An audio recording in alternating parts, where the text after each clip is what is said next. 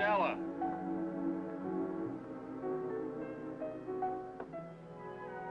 Jerry Bedford. Oh, for heaven's sakes, how are you, Jerry? I didn't even know you were in town. I was afraid you wouldn't recognize me. Reverend Bedford now. Wow, you should tell a girl before you hit her with something like that.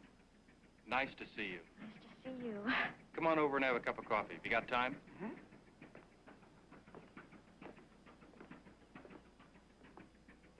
Frank, 2 coffees, please.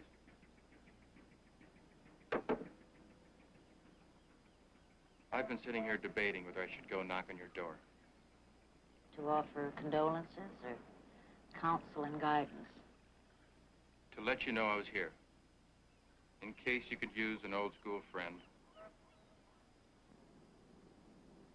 It's nice of you. I'm afraid there's nothing anybody can do. Death is a very final thing. Since when? Since I stopped believing that somebody up there would make things different for me, I said my prayers like a good little girl. It must be very lonely with nothing to believe in.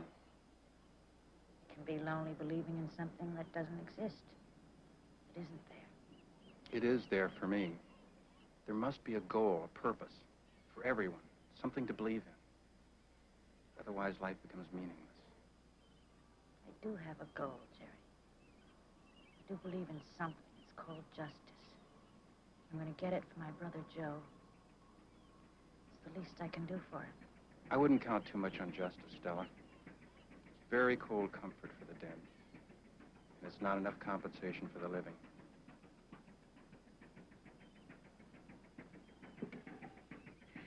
Thank you for the coffee.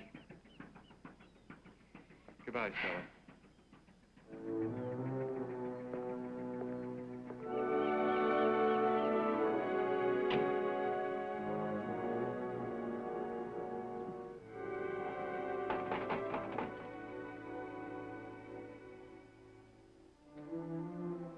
Stella?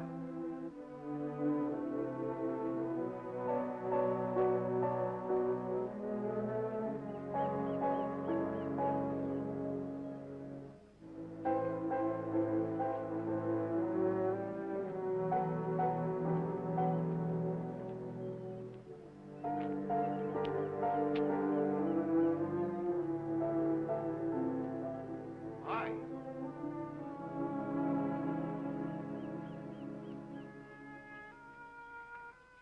I was just going to write you a note. It's a good thing you showed up, though. I don't think you could read it. Hmm? I don't get much mail. What were you planning to say? Call me. That's all? That's all. My mother's all right. She's at church with one of the neighbors. Oh, good. Listen, could we, maybe go inside? Why not?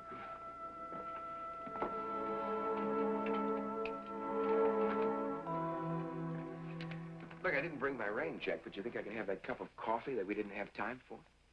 Social call. Maybe I ought to remind you why we didn't have that cup of coffee. I'm sorry, Doctor. Another bad day. I hope they get better soon. Oh, actually, I'm just self-conscious about my coffee. It usually tastes like poison. Look, I have the black bag in the car just for snake bites and poisons. Why don't you pull up a chair? I'll warm some up. Thank you.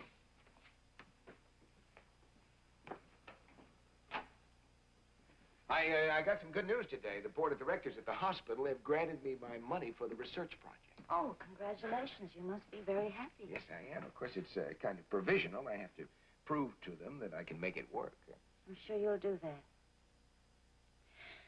Well, what are we drinking coffee for? I'm sure we can find something better to help you celebrate. No, coffee will be fine. I have my office hours. Oh, professional man. Well, we're very stodgy. No, not at all.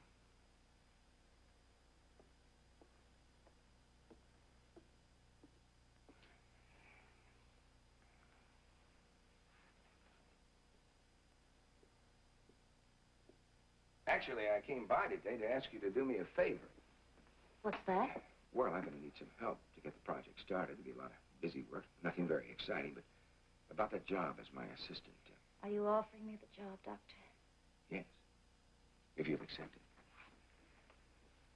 What's the status of your job on the West Coast? Are you, on vacation or what? Well, it was, going to be a holiday. Yeah, I understand. You were on a, research project, huh? Yes, that's right. Well, I'm not going to try and compete with that, at least not for the moment. The job I have isn't very exciting. It's handling my correspondence, and taking care of my filing, kind of deciphering my notes. You said that you were going to ask me for a favor. You sure you're not going to do me one? There must be 100 girls in this town who could handle your clerical work. Sure there is. How many of them you think know anything about erythrocide or thrombocyte? Well, I spend half my time proofreading, the rest tearing my hair out. Excuse me, sugar, cream? Oh, and a black. Thank you.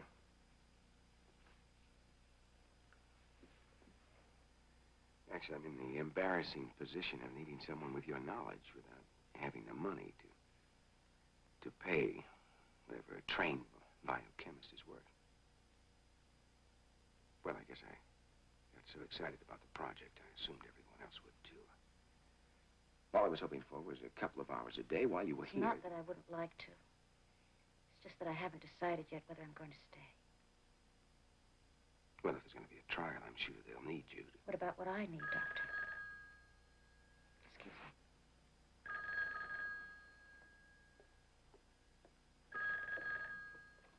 Hello? Miss Turner, John Fowler. Yes, Mr. Fowler. How are you feeling today? Fine, thank you. I've been waiting for your call. I'm sorry, I didn't forget. I've just been busy, my brother's funeral. Oh, yes, of course. I understand. I think you realize how important it is for us to get your statement recorded as soon as possible. Yes, I'll be over the first chance that I get. Could you come into the office now? No, I can't right now. As soon as you can, then. All right. Fine, I'll be expecting you. Bye, Miss Turner. Goodbye.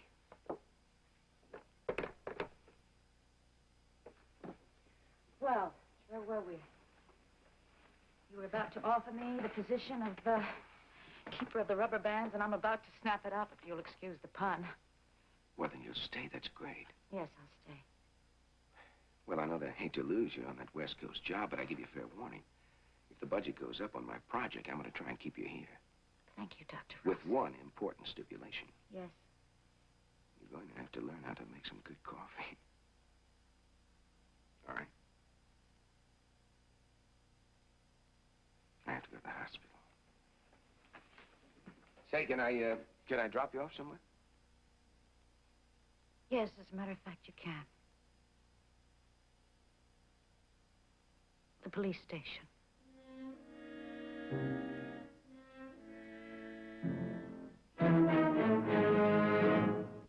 Preview from the continuing story of Peyton Place.